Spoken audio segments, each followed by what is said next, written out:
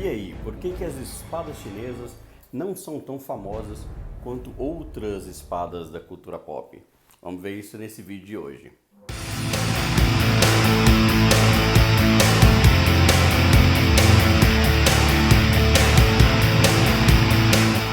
E aí galera, beleza? Aqui é o Johnny, bem-vindo ao Academia da Espada.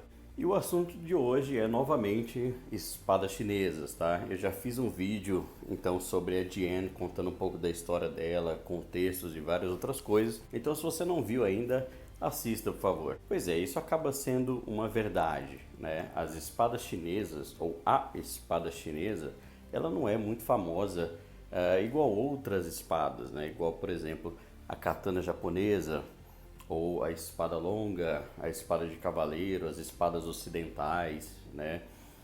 Você tem, é claro, todo esse mito em cima da katana por causa de filmes, animes, etc. E você tem também, na espada ocidental, você tem, por exemplo, lendas como a Excalibur, do Rei Arthur, né? E as espadas chinesas não parecem ser tão famosas. É claro que muita gente que pratica Kung Fu conhece, né? A espada do Kung Fu, ou muitos chamam de espada do Tai Chi, apesar de não ser exatamente isso, né? Não ser correto dizer isso, né? Mas é a Jian, a espada reta chinesa. Bem, na China ali você tem uma grande variação, tá? De armas, de tipos de armas. Espadas você pode dividir em dois nichos, basicamente, né? Você tem as espadas de Ungumi, que aqui no Brasil chamam de facão, tá? Mas lá fora é Chinese Broadsword, espada larga chinesa, ou lá na China mesmo, né? O Dao. E aí você tem essa outra vertente que são as espadas, né, retas de dois gumes, que é o que a gente vai falar hoje. Porque muita gente realmente não vê o Dao como espada, né? E aí a gente realmente vê, quando a gente está falando de espada chinesa, né? Então nós estamos falando realmente de Jian. Esse vídeo ele vai ser uma adaptação de um vídeo que eu vi esses dias do canal Accented Cinema, tá? Que é um canal, na verdade, de cinema, tá? Ele fala sobre coisas do cinema e aí eles se indagaram essa questão de por que que as espadas chinesas não são mais famosas. Esse já é um vídeo antigo, tá? E aí eu resolvi pegar os argumentos deles, dos vídeos, e fazer essa adaptação, tá? Trouxe em português aqui pra gente pensar e discutir. Mas eu já havia pensado nessa questão também antes, né? E inclusive cheguei em um dos motivos que eles também falam no vídeo. Mas o vídeo deles tem vários motivos, né? Eles ilustram mais, né? Inclusive com uma coisa que eu não tinha pensado. Então é por isso que eu estou fazendo essa adaptação do vídeo deles aqui para vocês. E uma das coisas que a gente falou aqui, então, é que existem lendas acerca de certas espadas e talvez esse seja um motivo do porquê elas são famosas. Então, as espadas japonesas têm muitas lendas em cima, né? E elas foram muito glorificadas e exageradas. E também existem algumas lendas sobre espadas europeias, né? Você tem não só Excalibur, mas você tem algumas espadas que estão em museus ou espadas atribuídas a certas pessoas importantes, onde essas espadas teriam feitos incríveis ou poderes mágicos, etc. E isso também é verdade para a China, tá? Na China também se tem lendas sobre espadas. Talvez um dos motivos, já dando aqui um pequeno spoiler, é que talvez os chineses realmente não se importam muito com as espadas. Então, falando de lendas, né, como eu disse anteriormente, existe também na China, tá? E na China tem uma lenda muito interessante que é sobre Gan Jian e Mo Ye, né, que era um casal. E aí você tem um rei opressivo na época que encomenda uma espada, né, para esse casal, que seria a maior espada de todas, né, a melhor de todas. Quando a espada é terminada e entregue, o rei ele executa o Ganjian, né, mata o marido para que nenhuma outra espada tão boa quanto fosse feita depois. E esse rei tivesse então a espada definitiva, né? Só que o Ganjian já ele suspeitava disso.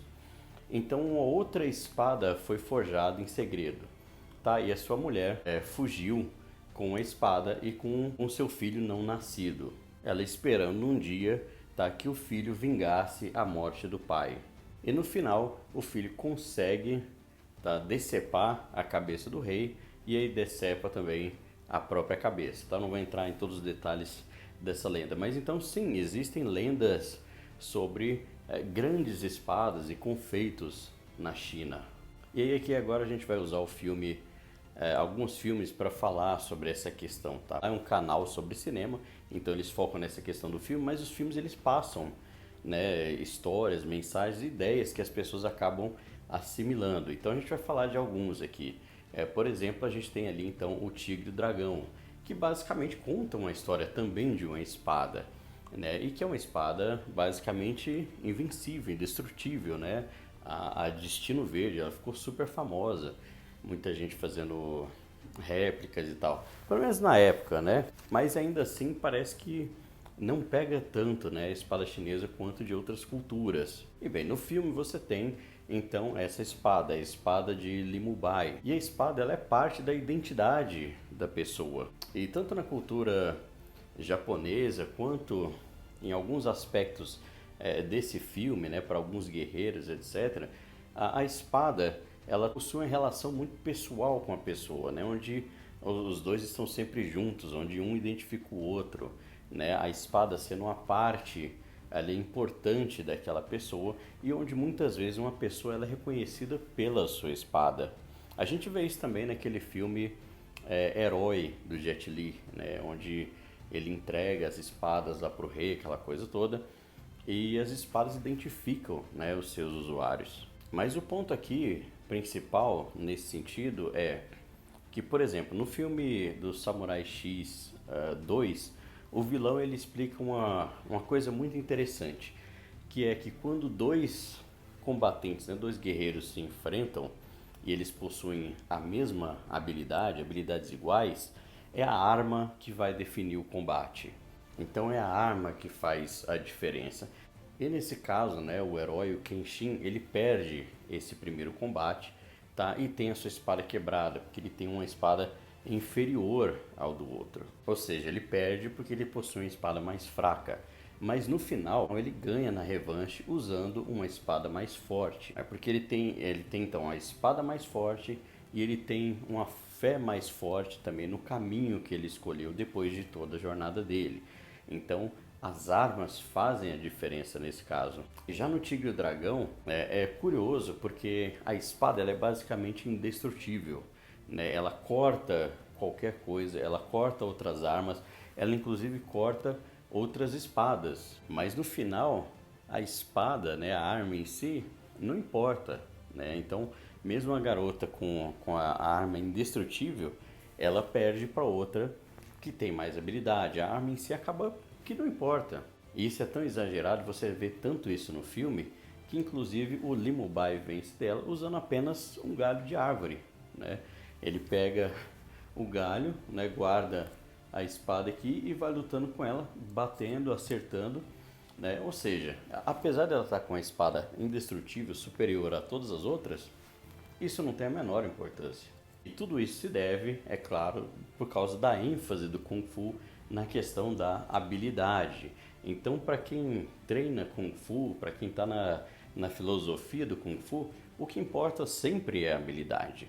Então, não interessa se o cara está com arma melhor, ou muitas vezes, né, na filosofia de luta do Kung Fu, muitas vezes não interessa se o outro cara está armado ou não, né? Porque a ideia é que se eu for muito mais habilidoso que ele, eu vou passar por cima dele tranquilamente. E eu sei bem como que é isso, porque no passado, né, apesar de hoje não treinar mais, hoje está bem fora de forma, no passado eu treinei bastante Kung Fu, treinei inclusive com espada, né, já mostrei aqui no canal, essa aqui era a minha espada de treino, né, daquelas típicas de treino, de apresentação. E o foco sempre era a questão da habilidade. Então de você superar uma lança, mesmo com a arma menor e você estando em desvantagem, por causa da sua habilidade. É claro que eu não vou entrar em detalhes nesse vídeo, porque esse é um vídeo para uma outra hora, mas obviamente esse tipo de pensamento do Kung Fu, ele cria certos mitos que não são muito reais, né? Então é comum você ver pessoas que estão muito dentro do mundo da arte marcial falando que altura não importa, que peso não importa, que idade não importa, ou que tamanho de arma não importa, quando na realidade todas essas coisas importam muito e elas fazem muita diferença numa luta, né? Mas essa filosofia do Kung Fu, né, de questão de focar na questão da habilidade, traz essa visão. Essa visão do Kung Fu é a visão budista, tá, acerca dos objetos e das coisas que ele tem no dia a dia, onde uma pessoa ela tem que estar, né, ou se colocar acima dos objetos materiais, né? E isso seria um sinal então de iluminação. Então, no final das contas, para eles, uma espada, para eles é simplesmente um pedaço de aço afiado, é apenas uma ferramenta. Outro motivo, então, porque a Jian pode não ser tão famosa, é porque provavelmente os chineses eles não se importam muito, tá? Eles não ligam muito para espadas, ou eles não fazem muita questão, diferente de outras culturas, né? Então você sempre vai ver a imagem do cavaleiro associado à sua espada, né? A espada, ela era a imagem símbolo do cavaleiro. A mesma coisa acontece no Japão, né? A katana, ela é a imagem do samurai, né? Ela é a arma do samurai. Por mais que todas essas espadas, na verdade, fossem armas secundárias no campo de batalha, elas se tornaram os símbolos daquela classe, né? Em tempos depois, etc. Isso não interessa, mas uma espada era o símbolo do cavaleiro, tanto é as espadas de cavaleiro, né? Quanto a katana, depois, em períodos de paz, se tornou ali, então, o símbolo do samurai, né? E apenas os samurais podiam portar duas e aquela coisa toda. Já, por exemplo, na China, você pega ali, por exemplo, o filme do Jet Li, O Mestre das Armas. Então você, claro, ali você tem várias questões, né, de armas, de uso de armas, etc, que é muito legal. Mas há um momento em que ele vai ter então um combate, né, uma luta contra um japonês, né, e cada um pode escolher a arma que quiser. E, para surpresa de ninguém, o japonês obviamente escolhe a katana. Agora, você imaginaria que então talvez seria muito legal se o chinês escolhesse a espada, né, a Jian, mas não, ele escolhe um bastão de 3 seções, né, basicamente um nunchaku de 3 partes. Então, assim, provavelmente eles não valorizam e não ligam muito para a questão de espada. Então, quando ele poderia escolher uma espada, ele escolheu uma arma de concussão qualquer, com o efeito basicamente de um chicote. E também, né, junto a isso, provavelmente pela cultura do Kung Fu em si, eles muitas vezes preferem usar então outras armas e até divulgar outras armas. Por exemplo, o deus da guerra deles usa um Quan Dao, né, que também é muito famoso, lá de um general, etc. Então lá é uma arma extremamente conhecida e que todos conhecem. E diversos filmes você vê os heróis usando bastões, adagas, nunchakus, lanças, né, e muitas vezes as espadas ficam de lado. Isso é simplesmente porque provavelmente eles realmente não se importam muito com as espadas. Então é isso, galera, esse foi o vídeo de hoje, espero que tenha gostado. Já deixa aí seu like, tá? Curte, comenta, compartilha essa coisa toda. Se eu trouxe aqui de repente um ponto de vista que você não tinha pensado, ou essa história toda, né, para você não tinha pensado nisso ainda, eu confesso então que essa questão do Kung Fu, por eu já ter treinado no passado, a questão de focar em habilidade, eu tinha pensado justamente nisso, né? O chinês ele foca muito na questão então da habilidade e aí a arma em si não importa. Então por isso ele não valoriza a espada ou qualquer arma que seja, porque para ele a habilidade está acima de tudo, né? E todos esses outros pontos também muito interessantes, né? É uma adaptação que eu fiz então para vocês lá desse vídeo do Accented Cinema. Bem, então por hoje é isso. Tá, espero que vocês tenham gostado, se inscreve aí, toca o sininho, essa coisa toda que você já sabe, eu não preciso ficar insistindo sempre aqui. Tá, e a gente se vê então no próximo vídeo e falou!